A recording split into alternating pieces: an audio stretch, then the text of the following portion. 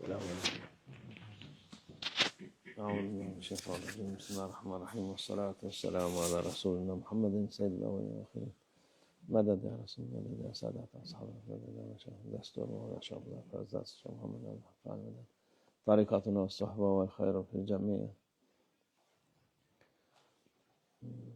Bismillahirrahmanirrahim. Ve men cahade fe inne mecahid nefsihi sadakallahul azim. Cihad,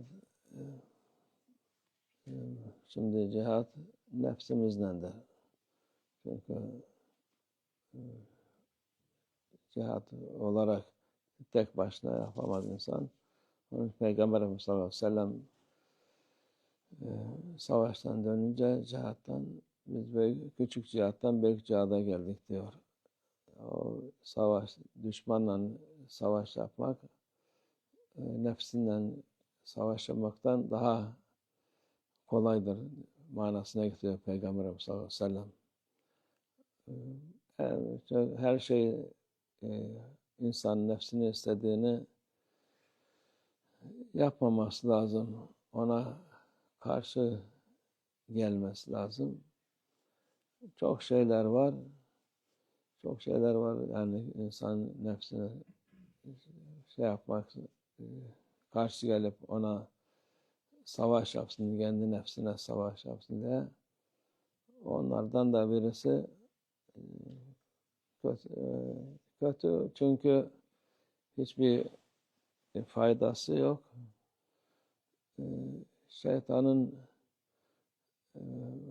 yapılışı şeytanın pisliğinden yapılmış derdi Büyük Şeyh Efendi Abdullah Dağıstani Hazretleri. O da bu tütün mamulleri, sigaraydı, şuydu, buydu, her türlü ondan çıkan şeyler,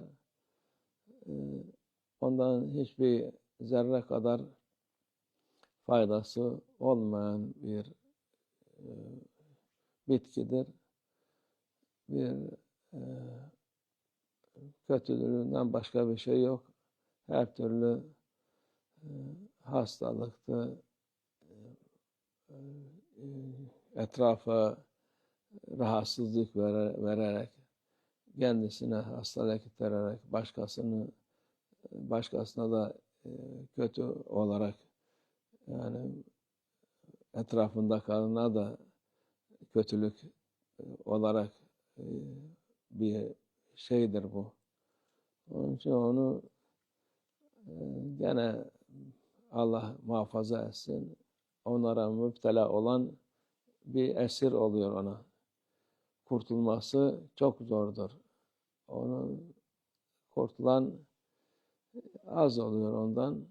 Ama nefsine cihat olarak Allah'ın emri cihat müminin şeyidir. İslam'ın bir yapılacak şeydir. Ya tabii şimdi cihat kendi tek başımıza yapamadığımız için bu cihadı yapmamız lazım. Kendimize karşı, hiç olmazsa nefsimize karşı bundan kurtulmaya uğraşmalıyız. Ondan kurtulalım. Hiçbir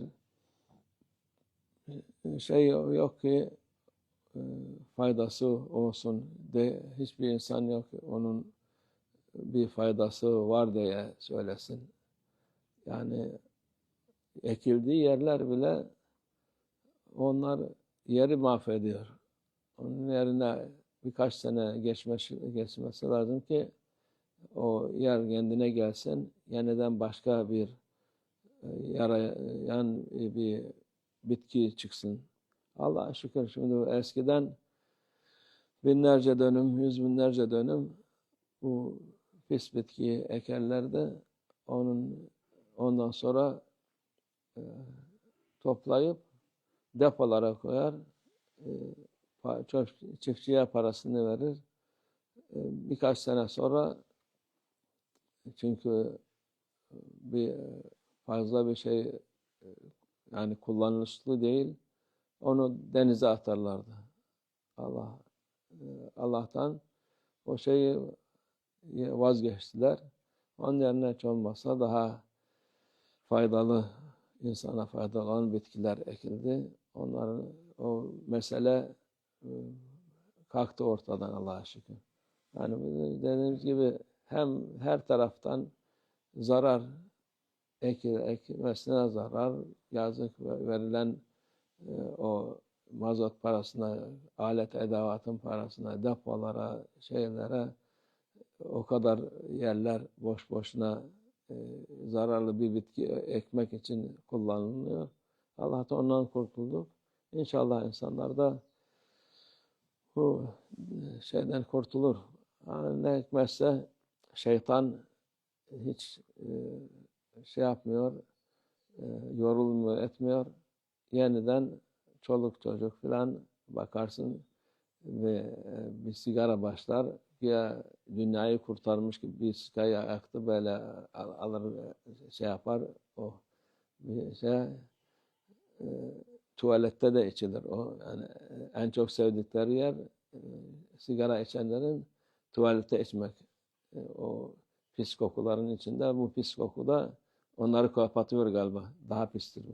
Onun için ondan memnun oluyorlar en çok öyle. Yani bu Allah tabii bazı insanlara tesir etmiyor, bazılarına tesir ediyor. O da yani çoğuna tesir ediyor. Şimdi %99'una o muhakkak bir zarar veriyor. %1'i olabilir zarar görmeyen. Mesela bundan seneler önce Kıbrıs'ta bir camide abdest alıyorduk. Yaşlı bir adam vardı orada, sigara içiyor. Bizim rahmetli Ahmet Salman Efendi, o eskiden çok içermiş, bırakmış. O demiş, ona adama söylüyor, amca sen bunu içme, bu şey yapar, içmezsen uzun ömürlü olursun. Adama sordu, kaç yaşındasın? 95 yaşındayım. Ne kadar içiyorsun? Küçüklüğümden beri içerim diyor. Evet. Bazılarına el oluyor da çoğuna zarardır, etrafına da zarar. Adamın üstüne o pis koku siniyor, her tarafa gidiyor. İnsanlar yanlarından uzaklaşmaya uğraşıyorlar. Yanına gelince öyle bir külhan gibi kokarlar. Yani ne faydalarını, zararlarını saymaktan bitmez. Faydalarını biter derler, bitmez derler ya, bu zararlarını, kötülüğünü saymakla bitmez. Allah kurtarsın, Allah muhafaza etsin insanları bu şeye düşmeden, bu kötü hale düşmeden Allah kurtarsın, Allah yardım etsin. Çoğu insan geliyor bize, dua et, kurtulalım bu şeyden diye. Duacıyız inşallah. Allah kurtarsın bu şeytanın tuzağından. Ve minallah tevfik. El Fatiha.